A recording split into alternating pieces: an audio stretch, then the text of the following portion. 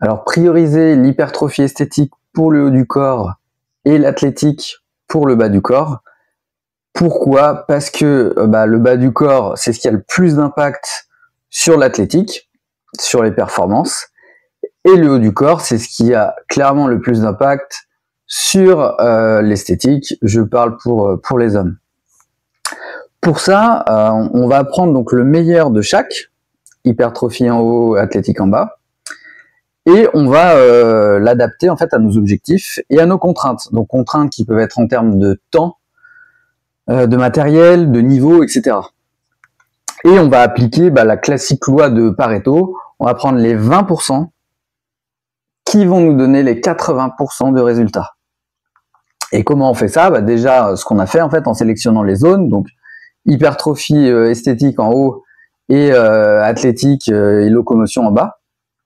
Et ensuite, on va choisir donc les exercices et protocoles. Donc ceux qui vont favoriser d'un côté au mieux en fait le développement des épaules, des bras, de la poitrine et du dos, tout en n'allant pas en fait contre le côté un peu fluide et contrôle corporel. Il ne s'agit pas de devenir un gros tank massif et lourdeau. Et de l'autre côté, en choisissant les exercices et protocoles, qui vont améliorer notre capacité à courir, sauter, changer de direction, accélérer, décélérer, lancer, frapper et même simplement en fait marcher. Vraiment, en résumé, la locomotion naturelle en fait de l'humain.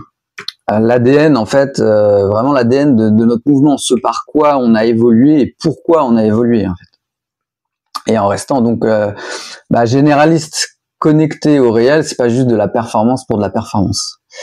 Donc l'idée c'est de ne pas être moyen partout, de prendre des mouvements qui donnent un peu de ceci, un peu de cela, mais vraiment de prendre le meilleur de chaque. Donc meilleur de chaque qui ne rentre pas en conflit en fait les uns avec les autres, sans créer de conflit entre hypertrophie et performance. Donc on va croiser les données, étudier, tester, affiner et ajuster pour finalement aboutir en fait à un système cohérent et optimisé. Pour rappel, on n'est pas des spécialistes, on n'est pas des minimalistes, on est des généralistes stratégiques et synthétistes, on va dire. C'est-à-dire qu'on vient prendre les 20% des spécialistes, des spécialités, qui leur donnent 80% des résultats.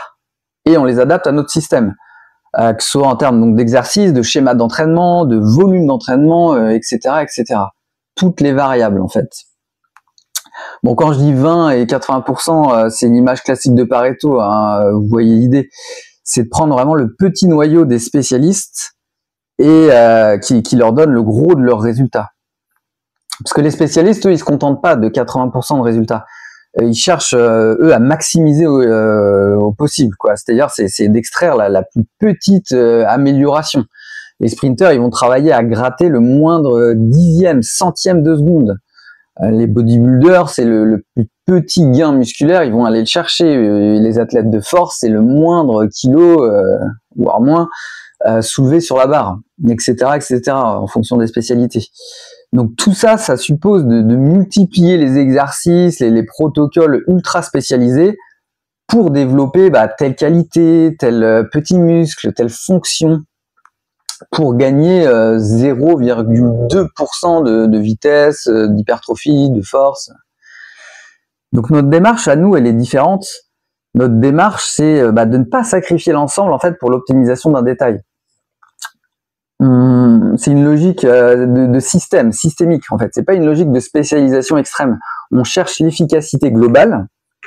On veut un corps qui fonctionne, qui esthétiquement est là et qui bouge en fait avec maîtrise. C'est pas une somme de qualités déconnectées, mais un tout cohérent. Donc pour ça, on prend les exercices qui ont le plus haut rendement par rapport à nos objectifs. On les agence intelligemment pour qu'ils se complètent, ils se renforcent plutôt que de se concurrencer. Et surtout, donc on choisit ce qu'on veut prioriser. On accepte que tout ne peut pas être en premier. On met donc l'esthétique pour le haut du corps et l'athlétique pour le bas. Ça, c'est vraiment la base d'Aesthetica. C'est ce système-là. Allez, merci. À plus. Salut.